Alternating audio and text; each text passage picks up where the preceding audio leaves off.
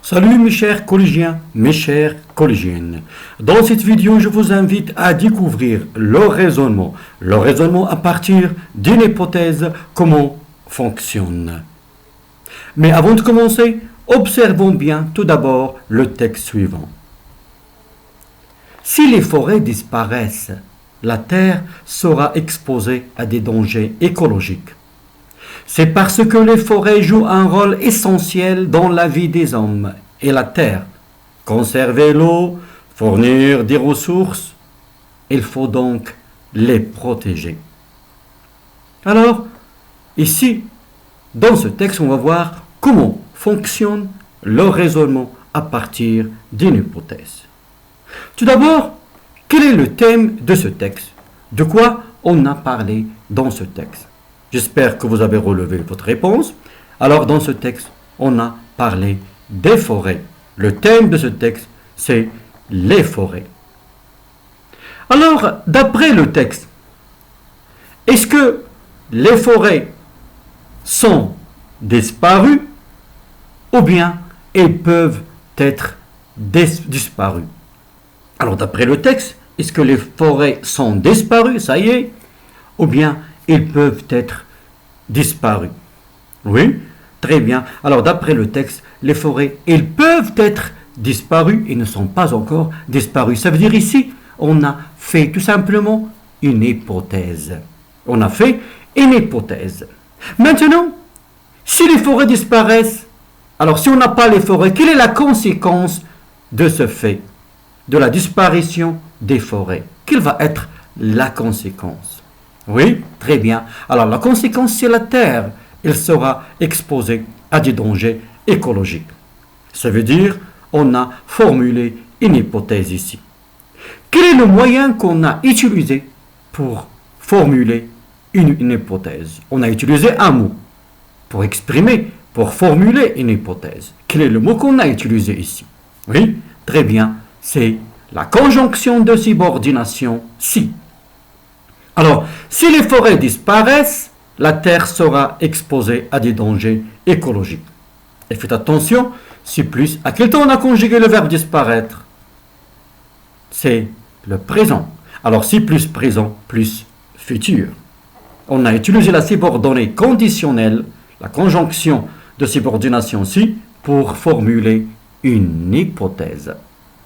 Maintenant, pourquoi la disparition des forêts, elle va mettre la Terre en danger?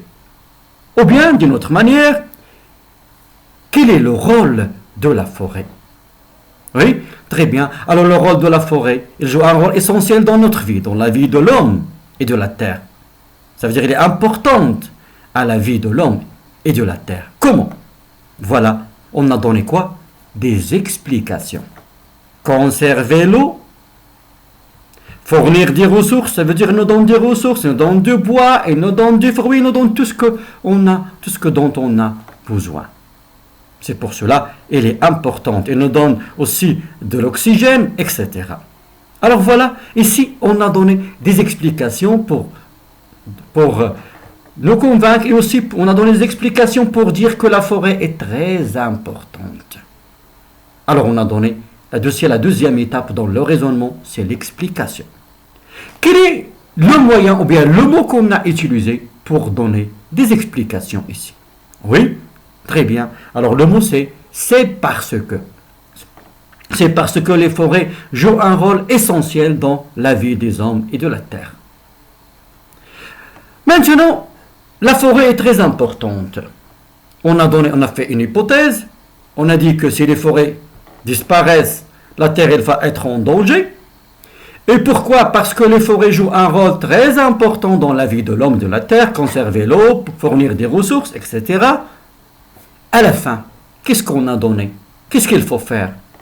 Il faut donc les protéger. Il faut protéger les forêts. Ça veut dire, à la fin, on a abouti à une conclusion. La conclusion, c'est il faut protéger les forêts. Maintenant, quel est le mot qu'on a utilisé pour donner la conclusion? Oui, très bien. Alors, le mot qu'on a utilisé, c'est donc. Il faut les protéger. Alors donc, il exprime la conclusion. Alors j'espère, mes chers, maintenant que vous avez compris comment fonctionne le raisonnement à partir d'une hypothèse. On va voir ça maintenant. Alors, d'après le texte, les forêts, on a dit, les forêts, elles peuvent disparaître. Et le mot qui le montre, on a la conjonction de subordination si. La conséquence probable de la disparition des forêts, c'est que la Terre sera exposée à des dangers écologiques.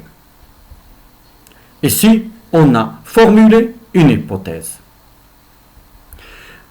Quelles sont les raisons de l'importance des forêts? Pourquoi les forêts sont importantes? Les forêts jouent un rôle essentiel dans la vie de l'homme, conserver l'eau, fournir des ressources, etc.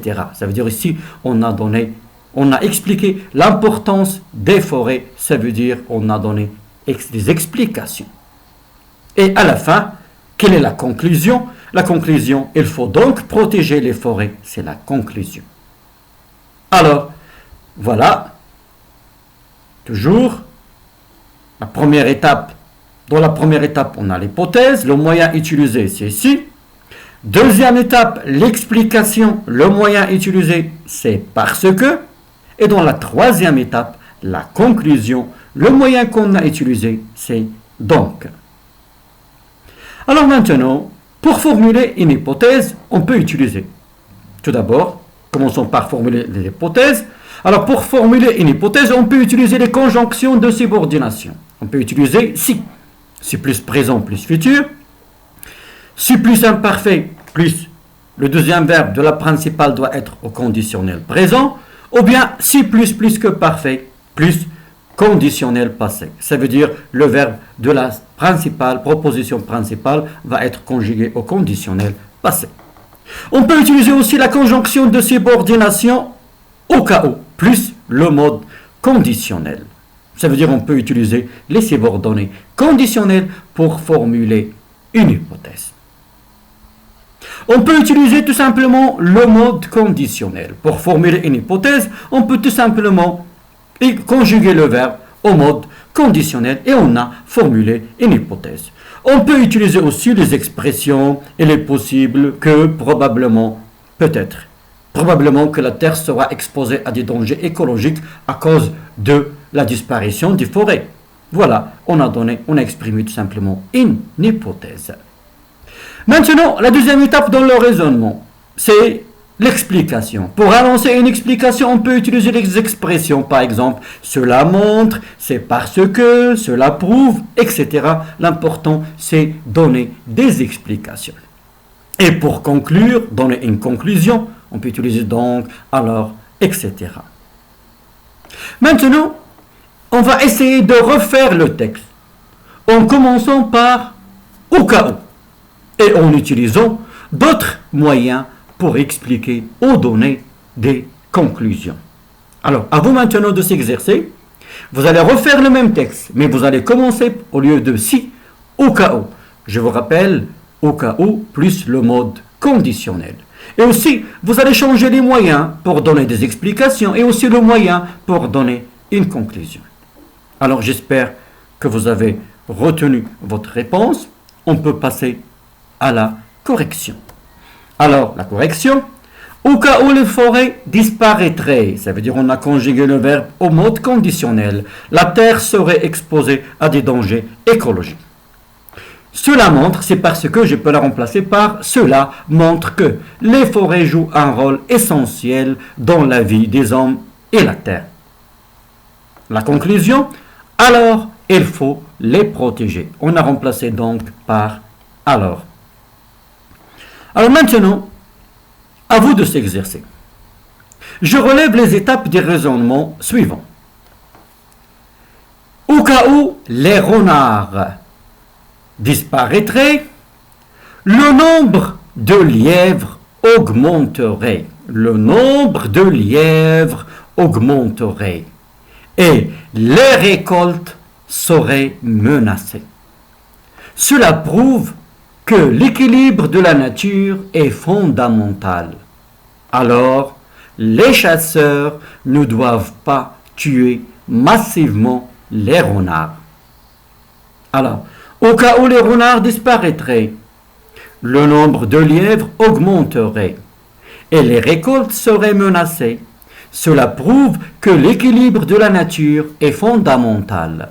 Alors, les chasseurs ne doivent pas tuer massivement les renards. Alors, quelles sont les étapes qu'on a suivies dans ce raisonnement? On a parlé des renards, il ne faut pas chasser massivement les renards. Pourquoi? On a donné des explications et à la fin, on a abouti à une conclusion. Alors, quelles sont ces étapes? J'espère que vous avez retenu votre réponse. On peut passer maintenant à la conclusion. Alors, au cas où les renards disparaîtraient, le nombre de lièvres augmenterait et les récoltes seraient menacées. Ici, on a formulé une hypothèse. On a utilisé au cas où. Au cas où les renards disparaîtraient, le nombre de lièvres augmenterait et les récoltes seraient menacées.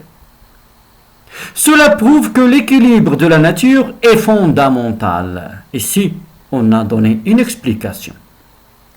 Et alors, les chasseurs ne doivent pas tuer massivement les renards.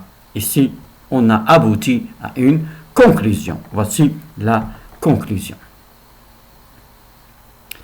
Et encore, pour mieux formuler des hypothèses, je vous propose un autre exercice. Pour mieux formuler des hypothèses. Maintenant, observez bien les images. Dans la première image, et la question tout d'abord formule des hypothèses pour expliquer les faits suivants. Alors dans la première image, on a une explosion. La cause probable, on n'est pas sûr, mais on a la cause probable, peut-être une fuite de gaz. Alors, on va formuler des hypothèses. Je vous rappelle, pour formuler une hypothèse, on peut utiliser les subordonnés conditionnels, on peut utiliser ici, on peut utiliser au cas où. On peut utiliser aussi tout simplement conjuguer le verbe au conditionnel. On peut utiliser les expressions peut-être que, il est probable que, probablement, ainsi de suite. Alors, à vous de s'exercer. Deuxième image, on a une maison, effondrement d'une maison.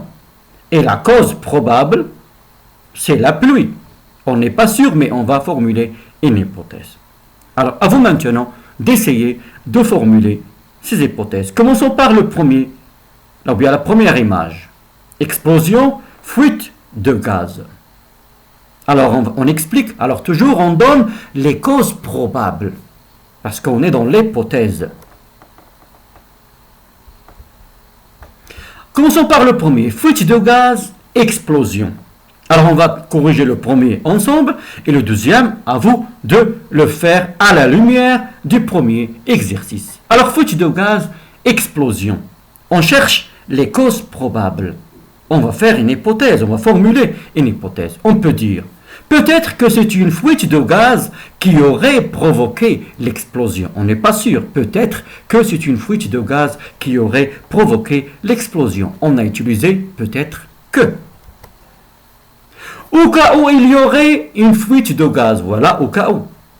Une étincelle provoquerait l'explosion, ou bien directement, il provoquerait l'explosion. Une fuite de gaz aurait causé l'explosion. Ici, on a conjugué tout simplement le verbe au conditionnel. On cherche les causes probables, on a même conjugué le verbe causer au conditionnel passé. Une fuite de gaz aurait causé l'explosion. Il est possible que c'est une fuite de gaz qui avait provoqué l'explosion. On a utilisé l'expression « il est possible que ». S'il y avait une fuite de gaz, il causerait l'explosion. On a utilisé ici la subordonnée conditionnelle avec « si ». Là, on utilise la conjonction de subordination « si ». S'il y avait l'imparfait, il causerait le conditionnel présent. S'il y avait une fuite de gaz, il causerait l'explosion. Alors j'espère, mes chers, à la lumière du premier exercice, que vous pouvez formuler des hypothèses pour expliquer les causes d'effondrement d'une maison. On a dit ici, la cause probable, on n'est pas sûr, la cause probable, c'est la pluie.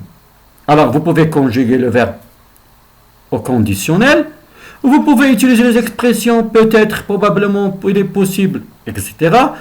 Et vous pouvez aussi utiliser la subordonnée conditionnelle en utilisant si ou bien au cas où.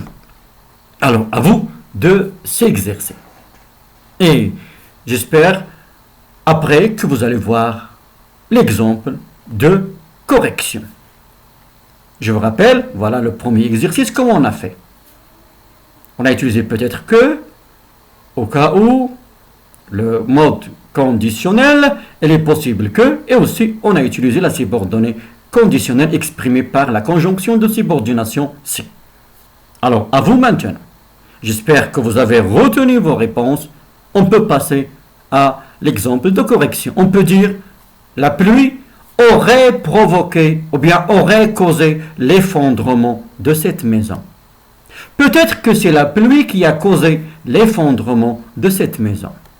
La pluie causerait l'effondrement de cette maison.